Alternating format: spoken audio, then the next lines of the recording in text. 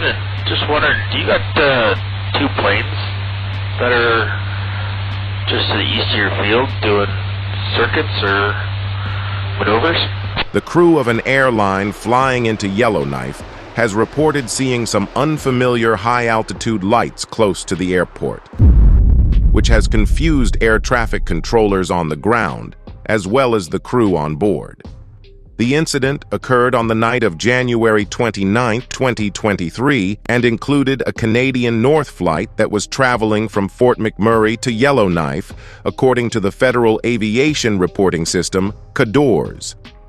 Following multiple additional events involving flying objects above North American airspace, the incident has come to light.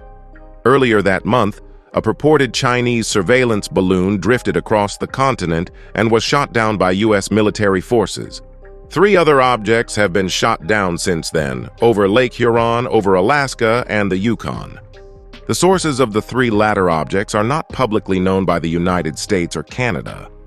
The Canadian North ATR 42500 spotted 2 lights 10 nautical miles northwest of the field, according to the report. An audio recording captures the exchange between the flight's crew and ground control. Just wonder, do you got 2 planes that are just to the east of your field doing circuits or maneuvers? A crew member asks the controller. The controller says there are no reported aircraft in the area.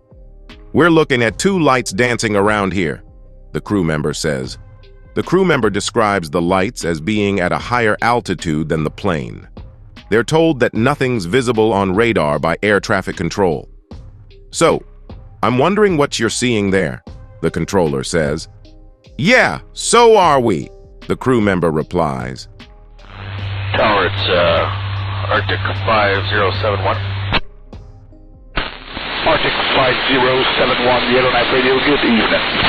Good evening. Just wondering, do you got 2 planes that are just to the east of your field doing circuits or maneuvers?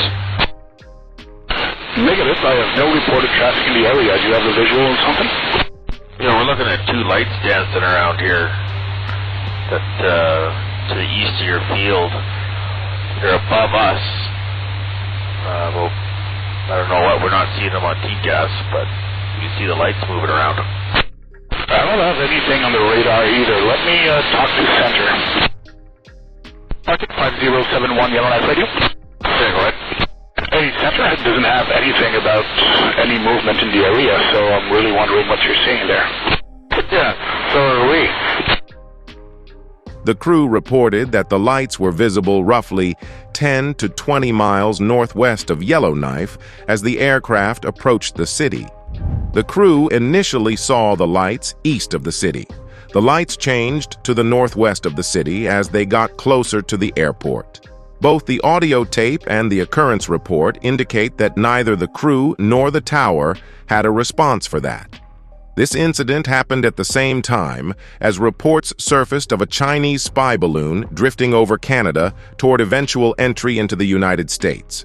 It is believed that the balloon entered Alaska on January 28th and moved on to Yukon, and the NWT on January 30th. While not much publicly available, data confirms the balloon's precise route and time, while in Canadian airspace, the Canadian North report is a touch early under that schedule. Instead of being close to the airfield, the majority of estimates of the balloon's trajectory place it further west of Yellowknife. Even though the Canadian North crew's observations remain unexplained, the report and audio recording have fueled the ongoing discussion regarding the veracity of UFO sightings. Regardless of whether it was a meteor, weather balloon, rocket, or unidentified flying object, the episode aroused popular interest and intrigue.